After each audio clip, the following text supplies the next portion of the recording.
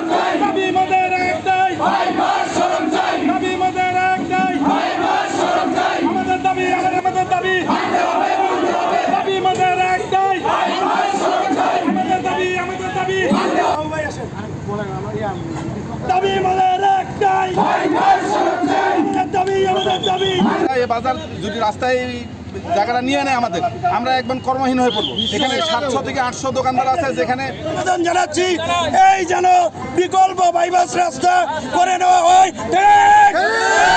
নেওয়া যায়, তাহলে আমরা বাঁচবো আর আমার সংসার বাঁচবে, আমাদের পরিবার বাঁচবে। তাহলে আমরা একেবারে নিঃস্ব হয়ে যাবো। আমরা এইটুকু আপনারা কাউন্ট করতে পারবেন না। তাই আমরা চাই বিকল্প ব্যবস্থা হিসাবে পার্শ্ববর্তী দিয়ে এটাই পাবো। এটাই আমাদের দাবি। আমাদের দাবি একটাই, আমাদের দাবি একটাই। সকলে এক দফা এক দাবি।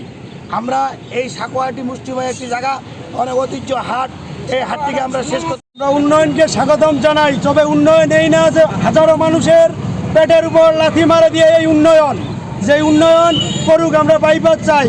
তবে এই রাস্তাটা আমাদের কোথাও হয়েছে যে বাইপাস হয়ে যদি করে আমাদের জন্য অনেক ভালো হবে। তো উন্নয়নকে আমরা আবারও স্বাগতম জানাই। যাকে কেন্দ্র করে এই যে হাইওয়ে আমাদের জন্য সুবিধা, অসুবিধার কিচ্ছু নাই।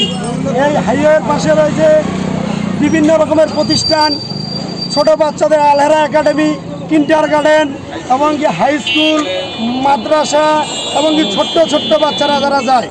আর এই রাস্তা যদি এই দিক দিয়ে হয়ে যায় তখন এই বাচ্চাদের সড়ক যে দুর্ঘটনা বাড়ে যাবে। আর এটা হচ্ছে আপনার মধ্যবাজার। এই মধ্যবাজারের প্রতিষ্ঠানগুলো সব হাতের বাম দিকে।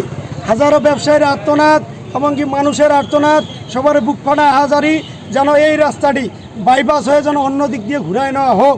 তাই আমাদের দাবি